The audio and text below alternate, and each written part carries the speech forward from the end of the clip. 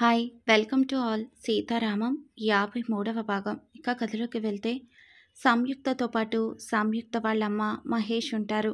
మిగిలిన వాళ్ళందరూ ఒకసారి సంయుక్తని పలకరించి జాగ్రత్తలు చెప్పి వాళ్ళ ఇళ్ళకి వెళ్తూ ఏమైనా అవసరం ఉంటే కాల్ చేయమని మహేష్‌కి చెప్పి, అలాగే ఆఫీస్‌కి కూడా ఇప్పట్లో రావద్దని చెప్తాడు రామ్. హా! అని తల ఊపుతాడు. అలా 5 రోజుల తర్వాత సంయుక్తని డిశ్చార్జ్ చేసి ఇంటికి పంపుతారు. సీత, ఆలు, కమల, మంజుల వాళ్ళు ఇంటికి వెళ్ళి సంయుక్తని పలకరించి బాబుని చూసి మురిసిపోతుంటారు. చూస్తూ ఉండగానే బాబుకి పేరు పెట్టడం కూడా అయిపోతుంది. ఆ అక్షరం రావడంతో అక్షయ్ వర్ధన్ అని నామకరణం చేస్తారు బాబుకి. ముద్దుగా పండు అని పేరు పెడతారు. 2 వారాల తర్వాత బారుకి కూడా డెలివరీ నొప్పులు వచ్చి హాస్పిటల్లో అడ్మిట్ చేశామని చెప్పారు. మంజులకు బారు వాళ్ళ పేరెంట్స్ మంజుల, కమల అలాగే ఆలు కూడా హాస్పిటల్కి వెళ్తారు.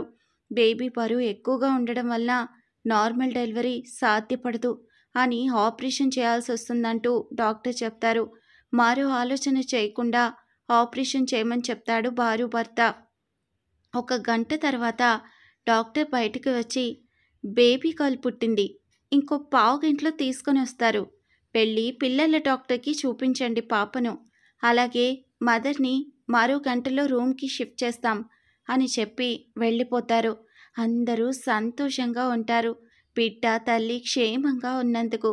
ఆడపిల్ల పుట్టిందని ఎవ్వరూ కూడా బాధపడడం లేదు. ఈ కాలంలో ఎవరైనా ఒకటే అనుకునే వాళ్ళు చాలామంది. వాళ్ళలో వీళ్ళు ఒకరు. అలా పాపని చూసి అచ్చం నా పోలికే అంటూ సంబరపడ్డాడు బారు భర్త. మంజుల, కమల బారుని పలకరించి కొంచెం సేపు తర్వాత వెళ్ళిపోతారు. ఆలు కొంచెం సేపు అక్కడే ఉంటుంది. రామ్, సుధీర్ ఇద్దరు వచ్చి పాపని చూసి బారుని పలకరించి ఆలుని తీసుకొని వెళ్తారు. 7 రోజుల తర్వాత డిశ్చార్జ్ చేసుకొని ఇంటికి వెళ్తారు. 15 రోజుల తర్వాత పాపకు స్వప్నిక అని నామకరణం చేస్తారు. సీతకు 8వ నెల. చెకప్కి వెళ్తారు. అలాగే ఆలుకి 4వ నెల. ఇద్దరికి చెకప్స్ చేసి హెల్దీగా ఉన్నారని చెప్తారు డాక్టర్. హాస్పిటల్ నుండి ఇంటికి వచ్చాక తినేసి బెడ్రూమ్లోకి వెళ్ళి పడుకుంటుంది సీత. సాయంత్రం 6 అవుతుండగా లేస్తుంది. లేచి ఫ్రెష్ అయి నార్మల్గా హాల్లోకి వస్తుంది. అమ్మ, అత్తలతో కబుర్లు చెప్పుకుంటూ ఉంటుంది. రాత్రి 8 గంటలకు రామ్ ఆఫీస్ నుండి ఇంటికి వస్తాడు. ఫ్రెష్ అయి అందరూ కలిసి భోజనం చేస్తుంటారు. డాడ్, మనకి గవర్నమెంట్ ప్రాజెక్ట్ కన్ఫర్మ్ అయింది అని చెప్తాడు రామ్. ఓ, వెరీ గుడ్ రామ్, కంగ్రాట్స్ అంటాడు Balaraju. Thank you dad. Congrats అని అందరూ విష్ చేస్తారు. మరి స్వీట్స్ ఎక్కడా అంటుంది సీత.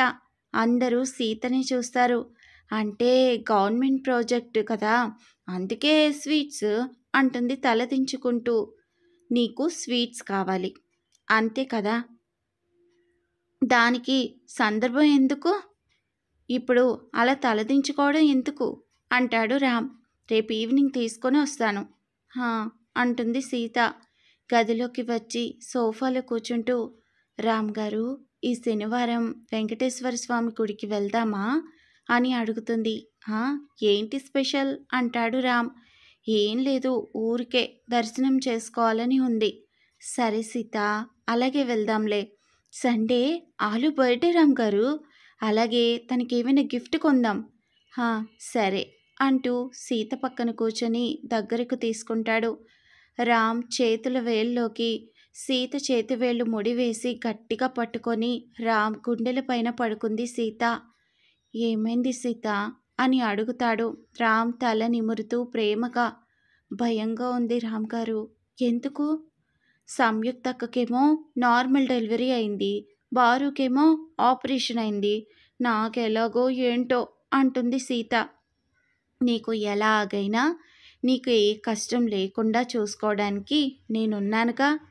నువ్వు ఇలా ఆలోచిస్తూ బాగున్న ఆరోగ్యాన్ని పాడు చేసుకోకు, సరేనా అంటాడు నుదుటి మీద ముద్దు పెడుతూ.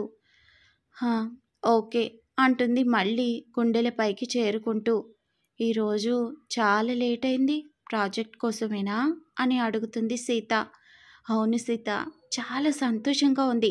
మొదటిసారి మన కంపెనీకి గవర్నమెంట్ ప్రాజెక్ట్ వచ్చింది. ఆ! అదంతా మీ ముగ్గురి కృషి వల్లనే. మహేష్, సుధీర్‌లని ఉద్దేశించి చెప్తుంది సీత. అవును సీత, నాకు తోడుగా వాళ్ళు కనుక లేకపోయుంటే ఇంత సాధించేవాడిని కాదు. నేను నిజంగానే చాలా అదృష్టవంతుడిని సీత. లేకపోతే మామ్, డాడ్, నువ్వు, మహేష్, సుధీర్ లాంటి వ్యక్తులు నా జీవితంలో ఉండడం అంటే మామూలు విషయం కాదు.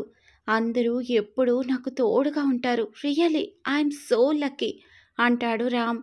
అలాగే మీరు మా జీవితంలో ఉండడం కూడా మేము లక్కీగానే అనుకుంటున్నాం రామ్ గారు. హాహా, నిజంగానా? అవును మరి. ఏం మేము అనుకోకూడదా? సరే, ఇక నిద్రపో. గుడ్ నైట్ అంటూ రామ్ కూడా నిద్రకి ఉపక్రమిస్తాడు. 2 రోజుల తర్వాత సీత కోరుకున్న విధంగా శనివారం రామ్, సీత ఇద్దరూ వెంకటేశ్వర స్వామి దర్శనానికి వస్తారు. చాలా రష్‌గా ఉంటుంది.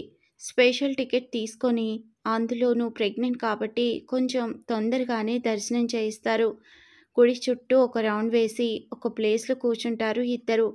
సీతను చూస్తుంటే చాలా అలసిపోయినట్లు కనిపిస్తుంది రామ్‌కి. సీత, ఓకేనా నువ్వు? హా రామ్ గారు, ఐఎమ్ ఓకే. హా, ఇదిగో కొన్ని వాటర్ తాగు. కొంచెం సేపు తర్వాత బయలుదేరదాం. కాసేపు కూర్చో. హా అంటూ వాటర్ తాగి కొంచెం సేపు అక్కడే కూర్చొని దర్శనం చేసుకున్నప్పుడు ఆ పరమాత్మ రూపాన్ని మళ్ళీ తలుచుకుంటూ కళ్ళు మూసుకొని, స్వామి, నా కడుపులోని బిడ్డ క్షేమంగా బయటకొచ్చేలా చేయి తండ్రి అని మొక్కుకుంటుంది సీత. సీత మనసు లగ్నం చేసి దేవుణ్ణి మొక్కుకోవడం చూసి రామ్ నవ్వుకుంటాడు. అలా కొంచెం సమయం తర్వాత ఇద్దరు కలిసి బయలుదేరతారు. రామ్ గారు, ఇంటికి వెళ్ళి ఇప్పుడు ఏం చేయాలి? ఒకసారి బారు ఇంటికి వెళ్ళి పాపని చూసొద్దాం.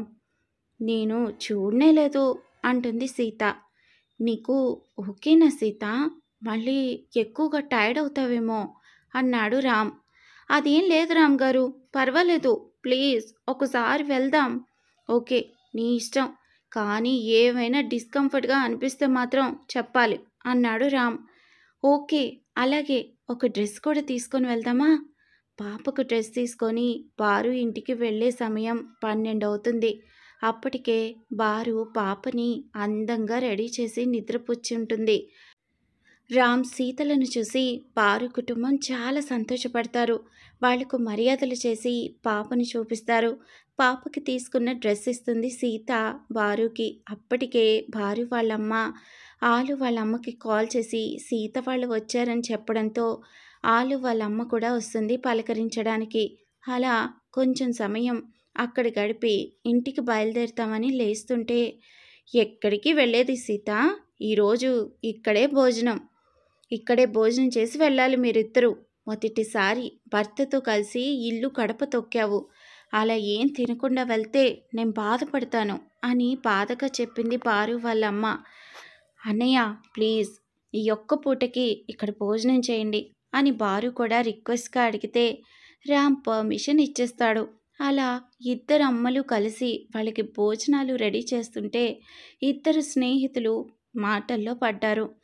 రామ్కి బోర్ కొట్టడంతో అలా బయటికి వస్తాడు. అప్పుడే కమల నుండి కాల్ వస్తుంది రామ్కి. లిఫ్ట్ చేసి ఎక్కడ ఉన్నారో చెప్తాడు. అలాగే లంచ్ కూడా తినేసి వస్తామని మీరు మా కోసం ఎదురు చూడొద్దు మామ్ అని చెప్తాడు. ఓకే రామ్, జాగ్రత్త అంటూ కాల్ కట్ చేస్తుంది కమల. రామ్కు అప్పుడే అక్కడ ఎవరో ఆడమనిషి అరుపులు, పిల్లల ఏడుపులు, అలాగే మగ మనిషి బెదిరింపులు, గొడవ కనిపిస్తుంది. మెల్లగా అక్కడికి వెళ్తాడు రామ్.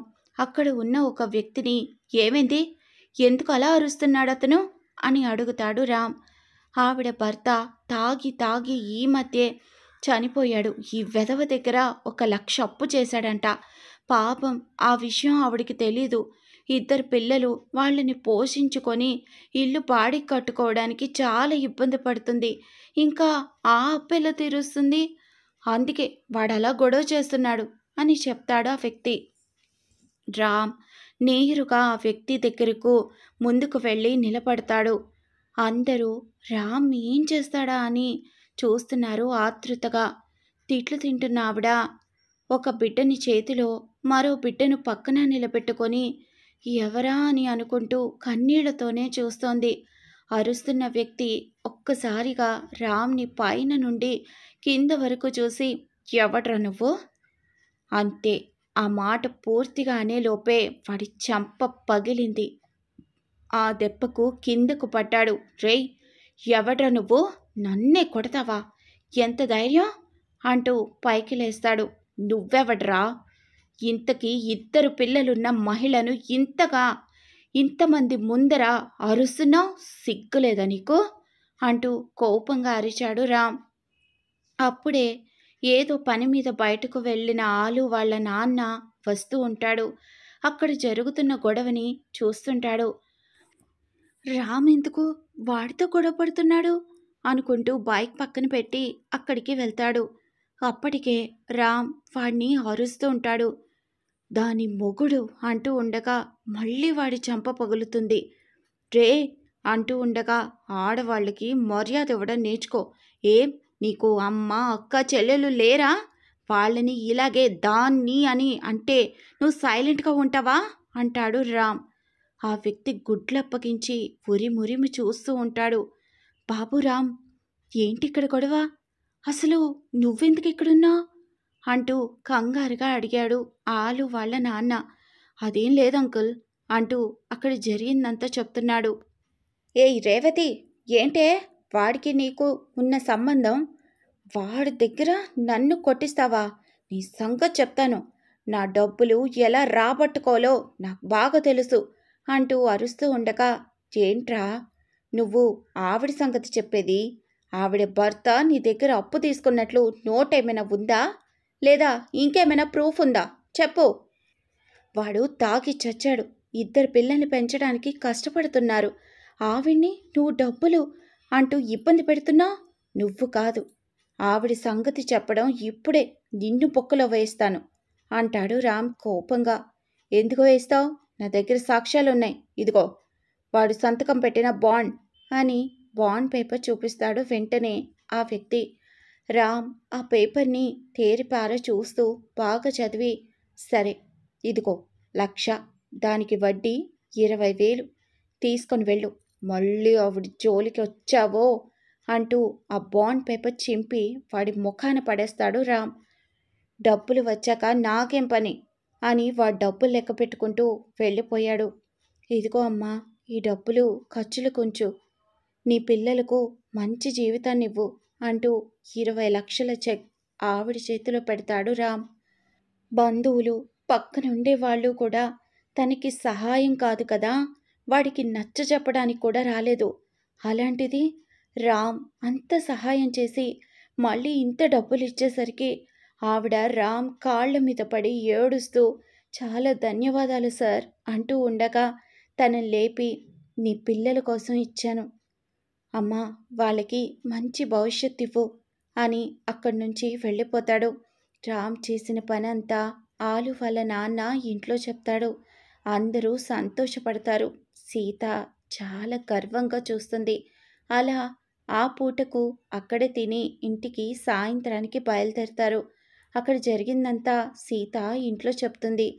జాగ్రత్త రామ్, అలాంటి వాళ్ళు వెనుక ముందు చూడకుండా మనకు ఆపద కల్పిస్తారు. డబ్బులు ఇచ్చావు కనుక కామ్గా వెళ్ళిపోయాడు అని కొంచెం భయంగా చెప్తుంది కమల. ఓకే మామ్ అని తన గదికి వెళ్తాడు రామ్. వెనుక సీత కూడా వెళ్ళి ఇద్దరు ఫ్రెష్ అయి మళ్ళీ హాల్లోకి వచ్చి కాఫీ తాగి రామ్, పాలు తాగి సీత అలా లాన్లోకి వెళ్ళి కూర్చుంటారు. చాలా మంచి పని చేశారు రామ్ గారు, నిజంగా నాకు చాలా సంతోషంగా ఉంది అంటూ రామ్ భుజాలపైన తల వాలుస్తుంది సీత. తల నిమురుతూ ప్రేమగా చూస్తున్నాడు రామ్. రోజులు గడుస్తున్నాయి. సీతకు 9వ నెల రానే వచ్చింది. ఆలుకి 5వ నెల. ఇద్దరిని చెకప్ కోసం హాస్పిటల్కి తీసుకొని వెళ్ళారు. ఆలు హెల్త్ అంతా బాగుందని చెప్పి ఇంకా కొంచెం బరువు పెరగాలంతే అని చెప్పారు డాక్టర్. అందరూ మామూలుగానే బయట ఎదురు చూస్తుంటారు. కమల ఎప్పటిలాగే సీత కండిషన్ గురించి తెలుసుకుంటుంది. రిపోర్ట్స్ అన్నీ చెక్ చేసిన డాక్టర్, మేడం, సీత హెల్త్ కూడా అంత బాగుంది, కానీ ఆమె కడుపులో ఉన్న ఇద్దరు పిల్లలు ఒకే బరువు లేరు. ట్విన్స్లో ఇది మామూలు విషయమే. ఇద్దరు క్షేమంగా పుట్టచ్చు, లేదా అందులో ఒకరు క్షేమంగా లేకపోవచ్చు అని చెప్తూ, అంతేకాదు ఏ క్షణంలో అయినా నొప్పులు రావచ్చు. కరెక్ట్ డేట్కో లేదా ఒక వారం ముందునో కాకుండా రేపే కూడా రావచ్చు అని చెప్తారు. అదేంటి ప్రియా అలా చెప్తున్నావు? 5వ నెల నుంచి బాగానే ఉంది కదా?